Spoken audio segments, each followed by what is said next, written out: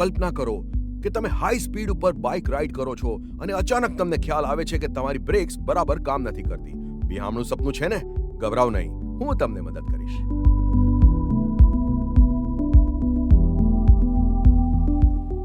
હાય, મારું નામ છે કેરોન અને આજે હું તમને કહીશ કે તમારે તમારી સુઝુકી મોટરસાયકલ અને સ્કૂટરની બ્રેક્સ ઇન્સ્પેક્ટ કેવી રીતે કરવાની, એ પણ પોતાની રીતે, પછી રાઇડ કરવાનું. ચાલો સૌથી પહેલા તમારી મોટરસાયકલની બ્રેક્સની ચકાસણી કરીએ. વ્યવસ્થિત operating brake system safe riding માટે જરૂરી છે. જ્યારે તમારા વાહનની બ્રેક સિસ્ટમનો ઇન્સ્પેક્શન કરો ત્યારે શેડ્યુલ પ્રમાણે બ્રેકની ચકાસણી કરવાનું ભૂલતા નહીં. રોજ તમે નીચેની વસ્તુઓની ચકાસણી કરવાનું ભૂલતા નહીં. સૌપ્રથમ બ્રેક્સને ઇન્સ્પેક્ટ કરતી વખતે તમારે ફ્રન્ટ અને બેક રિઝર્વોયરમાં બ્રેક ફ્લુઇડ લેવલ જોતા રહેવું જોઈએ. જો કોઈ પણ રિઝર્વોયરની અંદર લેવલ મિનિમમ લોઅર લાઇનની નીચે હોય તો તમારે બ્રેક પેડ્સ અને બ્રેક ફ્લુઇડ લીકેજ માટે ચેક કરવું જોઈએ.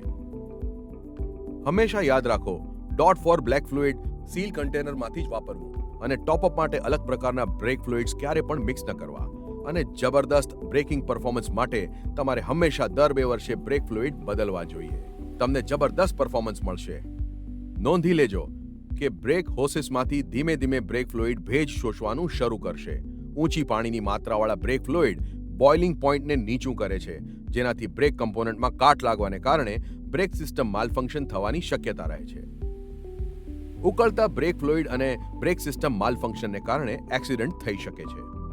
હવે તમારે બ્રેક હોસીસ અને હોઝ જોઈન્ટ ચેક કરીને એમાં તિરાડ, નુકસાન કે બ્રેક ફ્લુઇડ લીકેજ છે કે નહીં તે ચેક કરવું જોઈએ. યાદ રાખો, જો કોઈ પણ પ્રકારની ખામી દેખાય તો સુઝુકી ડીલરને કહીને જૂનું બદલીને નવું બ્રેક હોઝ નખાવી દેવું જોઈએ. અને પછી જે જગ્યાએ ગ્રુવ વેર લિમિટ લાઇન સુધી ફ્રિક્શન પેડ્સ ઘસાઈ ગયા હોય એની નોંધ લઈ તમારે ફ્રન્ટ અને રેર બ્રેક પેડ્સ પણ ચેક કરવા જોઈએ. જો બંનેમાંથી કોઈ પણ ખરેખર ગ્રુવ વેર લિમિટ લાઇન સુધી ઘસાઈ ગયા હોય તો સુઝુકી ડીલર દ્વારા જૂનાને નવા બદલી નાખવા જોઈએ. બ્રેક પેડ્સ એક વખત બદલી નાખ્યા પછી બ્રેક પેડલને પંપ કરો, પછી બ્રેક લેવા ઘણી વખત કરો. આનાથી પેડ્સ એમની યોગ્ય સ્થિતિમાં મુકાઈ જશે. જોયું? આ કેટલું સરળ કામ છે.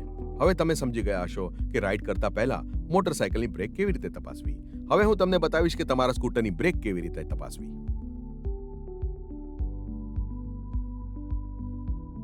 સૌથી પહેલા બ્રેક તપાસતી વખતે તમારા હંમેશા રિઝર્વોયરમાં બ્રેક ફ્લુઇડ લેવલ જોઈ લેવું. જો રિઝર્વોયરમાં લોઅર લાઇનની નીચે લેવલ હોય તો તમારે બ્રેક પેડ વેર અને બ્રેક ફ્લુઇડ લીકેજ પણ ચેક કરવું જોઈએ. હંમેશા યાદ રાખો કે DOT four brake fluid sealed કન્ટેનરમાંથી જ વાપરવું અને ટોપઅપ માટે ક્યારે પણ અલગ પ્રકારના બ્રેક ફ્લુઇડ મિક્સ ન કરવા જોઈએ. અને જબરદસ્ત બ્રેકિંગ પરફોર્મન્સ મેળવવા માટે હંમેશા અધિકૃત સુઝુકી ડીલર પાસેથી જ બ્રેક ફ્લુઇડ બદલવાનો આગ્રહ રાખજો. નોંધી લો, બ્રેક ફ્લુઇડ ધીમે ધીમે બ્રેક હોસીસમાંથી ભેજ શોષવાની શરૂઆત કરશે. પાણીની ઊંચી માત્રાવાળું બ્રેક ફ્લુઇડ બોઇલિંગ પોઈન્ટને નીચું કરે છે, જેનાથી બ્રેક કમ્પોનન્ટ્સમાં કાટ લાગવાથી બ્રેક સિસ્ટમ માલફંક્શન થઈ શકે છે. ઉકળતા બ્રેક ફ્લુઇડ અથવા બ્રેક સિસ્ટમ માલફંક્શનને કારણે એક્સિડન્ટ થઈ શકે છે. અને પછી જે જગ્યાએ ગ્રુવ વેર લિમિટ લાઇન સુધી ફ્રિક્શન પેડ્સ ઘસાઈ ગયા હોય એની નોંધ લઈ તમારે ફ્રન્ટ અને રેર બ્રેક પેડ્સ પણ ચેક કરવા જોઈએ. જો એવું થાય કે ગ્રુવ વેર લિમિટ લાઇન સુધી ફ્રન્ટ બ્રેક પેડ ઘસાઈ ગયું હોય તો સુઝુકી ડીલર પાસે તરત જ બદલી નાખવું જોઈએ. એકવાર બ્રેક પેડ્સ બદલી નાખ્યા પછી ઘણી વખત બ્રેક લીવરને પંપ કરો. આનાથી પેડ તેની યોગ્ય સ્થિતિમાં આવી જશે. હવે રિયર ડ્રમ બ્રેકને ચકાસતી વખતે મહત્વના પાસાઓ વિશે હું તમને કહી દઉં.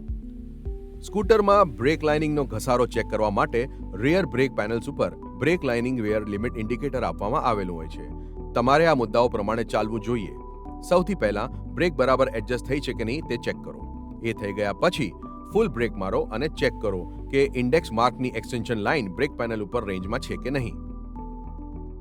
જો એક્સટેન્શન લાઇન રેન્જની બહાર હોય તો સુઝુકી ડીલર દ્વારા બ્રેક શૂઝ એસેમ્બલી બદલી નાખો, જેથી ઓપરેશન સલામત રહે.